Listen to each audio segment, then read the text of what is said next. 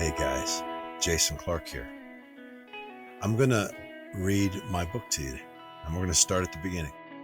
We don't have an audio version of this book, and we're never able to do that. So I thought I'd take the next couple of months and read it to you chapter by chapter, and maybe add a little commentary along the way. It has been 10 years since, or nearly 10 years since I finished this book. So it's been a sweet journey since. I'm going to start with the prologue in this recording. My dad wrote the foreword. I'm going to have him read that to you. It's special to me. All right, ready? Prone to Love, prologue. I met a philosophy professor the other day. Well, actually, I see him a few times a week. He frequents the same coffee shop as me. We have often caught each other's eye over our laptops from across the room. It was just a matter of time before we struck up a conversation. He's a nice man and very smart, just like me. I haven't read this in a while. He is also writing a book and enjoys the coffee shop atmosphere, just like me. I asked him what his book was about one day. He spoke for a couple minutes about other philosophers, comparing his thoughts with theirs. I recognized a few of the names and remember hearing something about mother issues, but I was definitely in over my head. I think he saw it on my face. So he said, "Really, I'm writing about the human condition." He then began to explain the state of mankind in such abstract terms that I was soon lost again. Which is good if you are a philosophy professor, I thought. By the time he was finished talking, as best I could tell, his book seemed to be about nothing. At first I was impressed because I'm pretty sure writing a book about nothing is a lot harder than writing about something. And also, who doesn't love Seinfeld? While I was trying to form a question that didn't embarrass either of us, he continued, "What is pain? What is joy? What is love?" he asked.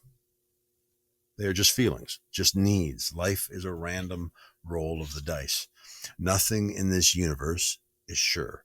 Everything is determined by what you feel and by what you need. It really is a book about nothing, I thought again to myself. And also I thought about how funny Kramer looks when he bursts through Seinfeld's door. Yeah, I was multitasking, which is not something I am capable of, but for comedic effect. He went on to say that man is the sum of what we feel, the sum of our needs, emotionally and physically. There is no great purpose or meaning to life, and all of our philosophies and theologies are simply the wild imaginings of men who need to feel a sense of purpose. In the end, life is about gratifying our senses while trying to avoid pain. Life is one big need-driven experience, he claimed. Sometimes my mouth opens and my vocal cords push out words before my head can get involved. It can be very embarrassing. Like when I confused the words Neapolitan and menopause. No, wait. It was my sister who did that. This whole section is humor at the expense of others. That's why it was so much fun to write. Oh, wait, like when I was eating spicy chicken curry and thanked God for the fact that the Native Americans came up with this genius food. No, it was my brother Joel that time. Oh yeah, like the time I thought Sonny Bono and Bono were the same person and wondered how that worked with Cher. No, that wasn't me either. It was the girl I fell head over heels in love with and married. And then told her, don't ever tell anyone that story. Oh, now I remember. There was this time I said to a philosophy professor who was writing a book, "So you're writing a book about nothing?" And I did say that to him. He smiled. It was a tired smile. He didn't seem to notice my embarrassment at my outburst or consider my question odd, and I was embarrassed. In fact, I think he was very familiar with this question. In a way, yes, he replied. I was at a loss for words. I couldn't think of anything else to say about his book. I almost mentioned Seinfeld to make him feel better. That show was about nothing and seemed to work, I thought, but this time I was able to control my vocal cords. It was overwhelming. The idea of writing a book about nothing. Our only common denominator was that both of us were writing books, but after that our two roads diverged. My sincerest prayer is that my book would be about something, and not just any something. I finally asked, "So how long have you been working on your book?"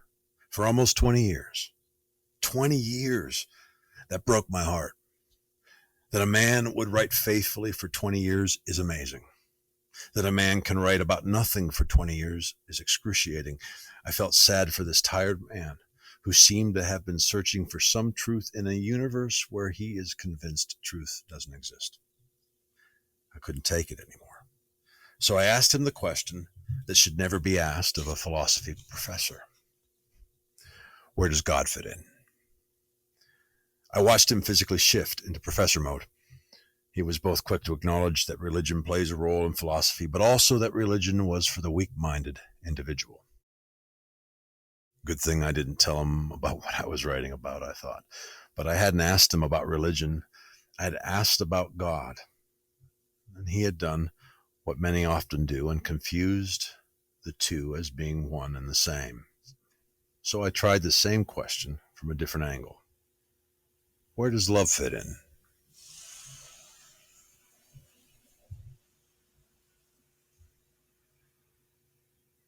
Where does love fit in? He looked at me. The look was one of absolute exhaustion, as if this question was just too much for him to handle.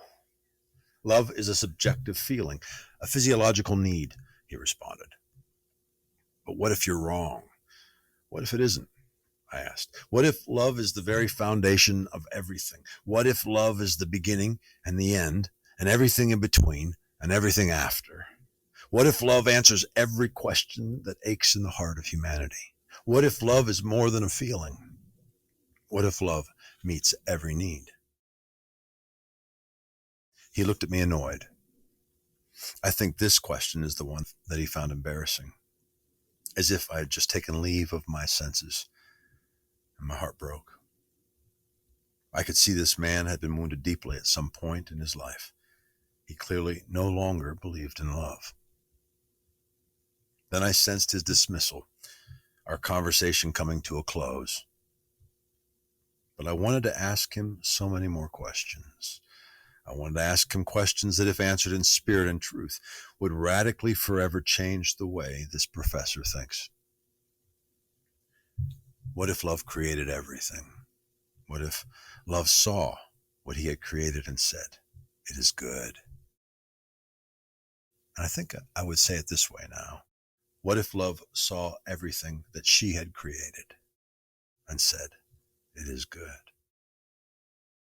Which is something love would probably say. What if love has all authority but does not control? I wrote a book about that a little later. What if love is about freedom? What if love walked the earth as a man died and rose again so that we could be set free, free to fully receive love and to love in return? What if love isn't a feeling but a tangible expression of that same freedom? What if love had the power to meet every need that ever existed? These thoughts burst in my heart. Love. It's a profoundly infinite and beautiful person, a measureless revelation. Love is the best discovery, the only story worth writing about. Another writer once put it this way: if every one of the things love did were written down, I suppose that even the whole world would not have room for the books that would be written. John 21:22. The beloved John wrote this, the one that Jesus loved wrote this. If only my new philosophy professor friend knew this love, well, then he would know what it is to live and write with purpose and destiny and legacy. He could spend the next 20 years filling the world with books about something.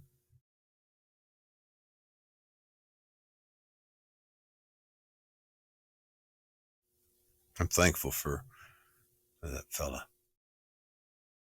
I didn't see him after this conversation. It was like he was there for years just so we could have this conversation. And then I don't know where he went, but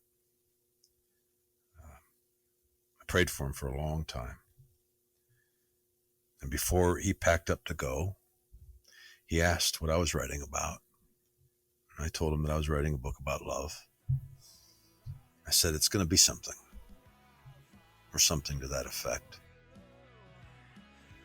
And he said he would like to read it sometime.